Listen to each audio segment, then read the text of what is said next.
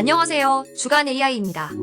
설 연휴 기간 중 전 세계가 중국의 인공지능 업체 딥시크로 들썩했습니다. 국내외에서 쏟아지는 뉴스는 모니터링하기도 벅찰 정도였습니다. 사실 딥시크의 혁신은 지난해 12월 26일 V3 출시로 주목받았는데 미국에서는 지난 20일 R1 출시 이후 실리콘밸리의 기술 리더들이 이를 본격 거론하며 부각됐습니다. 재미있는 점은 기술 전문 매체에서도 자주 사용하지 않던 AI 용어가 이제는 일상화됐다는 것입니다. 대표적인 것이 증류와 전문가 혼합입니다. 또 딥시크의 비용이 기존 오픈 AI보다 저렴하다는 것을 설명하는 과정에서 모델의 사전 훈련과 추론에 대한 비용이 혼재되는 경우도 눈에 띄었습니다. 지식 증류는 쉽게 설명하자면 큰 모델의 많은 지식 중 핵심 부분만을 뽑아내 이를 작은 모델에게 전달하는 방식입니다. 그 과정에서 지식 상당수가 증발해버린다는 의미로 이런 용어를 채택한 것으로 보입니다.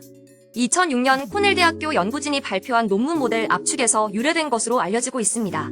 즉, 오래된 모델 경량화 기술 중 하나입니다. 이 용어는 AI타임스도 한 달에 한 번 사용할까 말까 했던 것인데 이제는 유행어가 돼버린 느낌입니다. 딥시크의 성능 향상을 설명하기 위해서는 피할 수 없기 때문입니다. 같은 이유로 MOE라는 용어도 자주 등장하고 있습니다. 이는 2023년 오픈 AI가 GPT-4에 적용, 유명해진 기술입니다. AI 모델을 단일 모델이 아닌 작은 전문가 모델로 구성한다는 개념입니다. 이를 통해 특정한 질문에 맞는 전문가 모델만 활용, 전반적인 모델의 성능을 유지하면서 활용 비용은 줄이는 방식입니다. 이후 오픈소스 진영에서도 미스트랄 AI가 MOE를 본격 도입, 이미 널리 알려져 있습니다. 다만 비전문 매체에서 MOE를 거론하는 모습은 최근 처음 본 것 같습니다. 이처럼 딥시크는 기술적인 이유로 부각됐기 때문에 그 과정에서 오해와 혼선도 일어나고 있습니다. 대표적인 예가 딥시크의 모델은 비용이 적게 든다는 점입니다. AI 모델의 비용은 사전 훈련에 들어간 리소스와 모델 서비스, 즉 추론에 들어가는 비용으로 분리되어 있습니다. 우선 딥시크는 V3 모델을 통해 기존 메타 라마의 10분의 1에 불과한 557만 달러로 학습을 진행했다고 밝혀 충격을 줬습니다. 그러나 상당수 전문가는 이를 과장이라고 지적합니다. 이 정도의 비용으로는 사전 학습 한 차례를 실행하는 정도에 그친다며 모델 개발 비용에는 이 외에도 많은 요소가 포함돼 있어 실제 비용은 훨씬 더 클 것이라는 설명입니다. 딥시크도 이를 시인했습니다. 그리고 추론 비용의 경우 딥시크는 V3의 API에 100만 입력 토큰이 30센트 약 520원, 출력 토큰이 약 1달러 약 1,400원로 챗GPT에 비해 약 30에서 40배 저렴하다고 밝혔습니다. 하지만 엔비디아와 마크 저커버그 메타 CEO 등은 이런 설명이 GPU가 덜 필요하다는 말은 아니라고 밝혔습니다. 정확한 비용 관계를 밝히지는 못했지만 하루 수억 명이 서비스를 사용한다면 어차피 GPU가 많이 필요할 것이라는 말입니다. 물론 추론, 계산량을 줄이는 기술에 대해서는 이전부터 많은 연구가 등장했고 메타도 딥시크의 장점은 흡수할 뜻을 밝혔습니다. 그러나 결국 딥시크의 비용이 기존 모델보다 10분의 1에 불과하다고 단정할 수는 없다는 말입니다.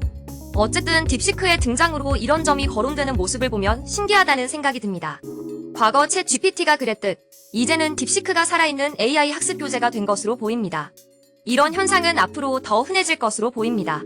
알리바바를 비롯 딥시크의 성능을 넘었다는 모델이 벌써 몇 개나 등장했습니다. 또 마이크로소프트 등 관련 기업들은 딥시크를 마케팅 용어처럼 활용하고 있습니다.